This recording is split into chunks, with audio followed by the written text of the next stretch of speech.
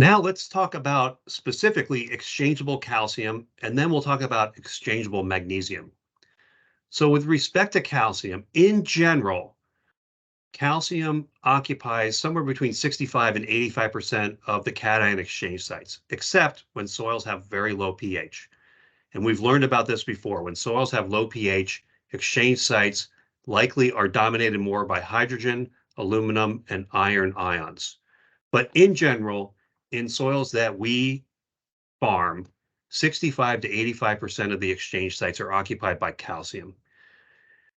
When deficiencies are prevalent, they're better correlated to the percent calcium saturation of the cation exchange sites than actual concentrations of calcium in the soil itself. All right. And so what do I mean by this? For example, crops respond to calcium at saturation on the cation exchange sites of less than 25% calcium on the exchange sites. So this is a good way of quantifying whether or not a soil is deficient or sufficient in calcium. When we see deficiencies, they often occur on either coarse textured soils or acid soils.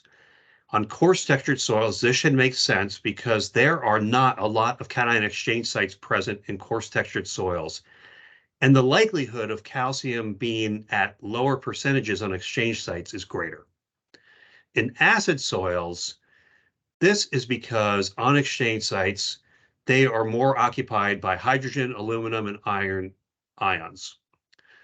And I can tell you that calcium deficiencies rarely occur because when they do occur, they occur in either coarse textured soils or in acid soils. And within acid soils, what limits growth of plants is generally items like too much aluminum, and it affects the plants and plant growth well before a calcium deficiency manifests itself. So keep those points in mind. And what I did on this slide is I'm sharing with you a soil test result that if you've watched previous videos from previous units, you've seen this soil test result before. And at the bottom of the slide, I reiterated what was stated on the previous slide. So point number one is that calcium generally occupies somewhere between 65 and 85% of the CEC sites. So here is the percent saturation of these cations. And here's calcium, for example. In this soil, calcium occupies roughly 60 to 62% of the exchange sites, which is in the ballpark here. All right. And what that should tell you is that this is in the range of the first bullet point at the bottom of this slide. And then in parentheses, it says, except on low pH soils.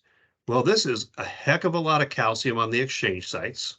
In fact, if you look, there's no hydrogens on the exchange sites. And if you look up here at the very top of the report, the pH values of the soil are near 8.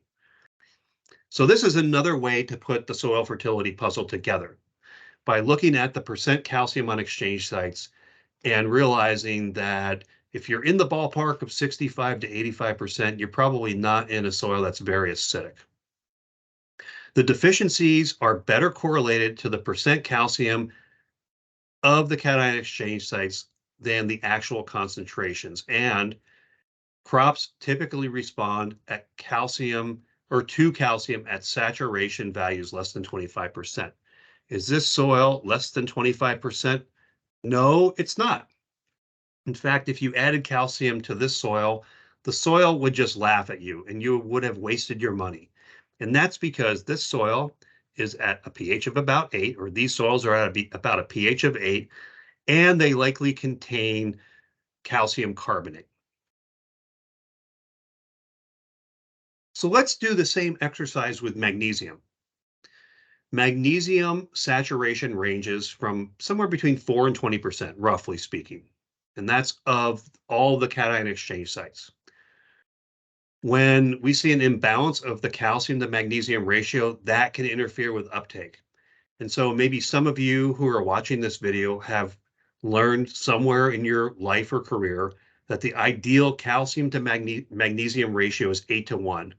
but I can tell you for a fact that that range is very broad, and that number or that ratio should not be set in stone. And we'll talk about that on the next slide. You should also note that high potassium concentrations can interfere with magnesium uptake. And thus, there is a recommended ratio between potassium and magnesium that we want to shoot for of less than 5-to-1 for most of our field crops. At greater than that ratio, there is more potassium on the exchange sites than magnesium, and magnesium is not buffering the removal of magnesium from the soil solution phase. Point C, crop response is related more to total exchangeable magnesium. So the response here is different than calcium. Calcium response was related to the percentage on the exchange sites, and this, with respect to magnesium, is related to the total amount on the exchange sites. Typically, when we see a magnesium deficiency, which is pretty rare, the magnesium concentrations need to be roughly less than 50. And that's a general statement. The numbers are a little bit lower depending on what we're doing in the state of Ohio. The deficiencies typically occur or manifest themselves within coarse textured acidic soils. And this should make sense because coarse textured soils have a low CEC, so less buffering capacity of magnesium, and acidic soils have greater amounts of hydrogen, aluminum, and iron on the exchange sites. So let's take a look at this test result again, but with respect to what was stated on the previous slide for magnesium. Magnesium saturation ranges from between 4 and 20% of the CEC. This soil is 25%. So it's sort of in the ballpark, and that's good. On the previous slide, it stated an imbalance of calcium to magnesium ratio can interfere with plant uptake of magnesium, and the ideal ratio is 8-to-1, but the range is broad. So in order to look at this range or this ratio, we need to actually look at the concentrations, not the percentages on the saturate or the CEC sites. Down here in the bottom left-hand corner of this soil test result is the concentration of calcium and magnesium in these different soils. And the ratio is roughly 4-to-1, give or take. All right, it's actually maybe 4-to-1 to 5-to-1, or 4.5-to-1. So it's not the ideal ratio of 8-to-1, but the range is broad. And I can tell you that the plants that grow in these soils are not lacking magnesium.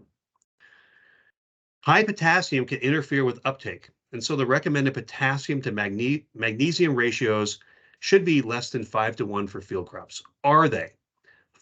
All right, 5-to-1. Let's look back over here in this test result for the concentrations of exchangeable potassium to sodium. Less than 5-to-1. The ratio of potassium to magnesium is about 1-to-1 or 2-to-1, give or take.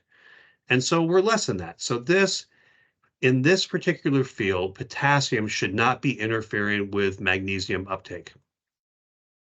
And the last point is that crop response is related more to total exchangeable magnesium. And when we see a concentration less than 50 parts per million, we likely will see a deficiency.